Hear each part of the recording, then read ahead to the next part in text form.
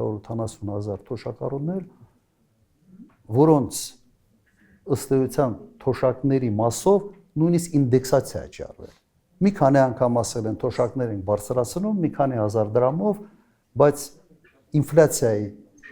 ավելի ցածր, քան ինֆլյացիան 7%-ով։ Ուրեմն թվերը պաշտոնական հետևյալներ, մոտ 26% ինֆլյացիա է եղել, այս ընթացքում 22%-ով միջին կենսաթոշակն է ավելացել։ Հիմա նայեք, հարց ինչի մեջ է, երբ որ դու ինֆլյացիայի մասով ավելացնում ես թոշակը, դրա անունը թոշակ ավելացում չի, դրա անունը ինդեքսացիա է։ Ուրեմն դա այն է, ինչ դու պարտավոր ես անել։ Հիմա այդ ինչ որ պարտավոր են անել, ներկայացնում է որպես թոշակի ավելացում, ինչ լավություն արեցին։ Եվ եթե դուք համեմատեք այդ նույն ընթացքում, քանի տոկոսով է աճել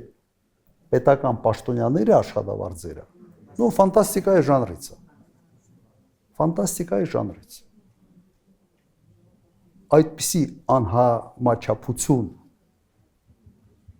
բյուջետային ռեսուրսների ծախսման տեսանկյունից ուղղակի ինձ ծանոթ չի, հայտնի չի ինձ։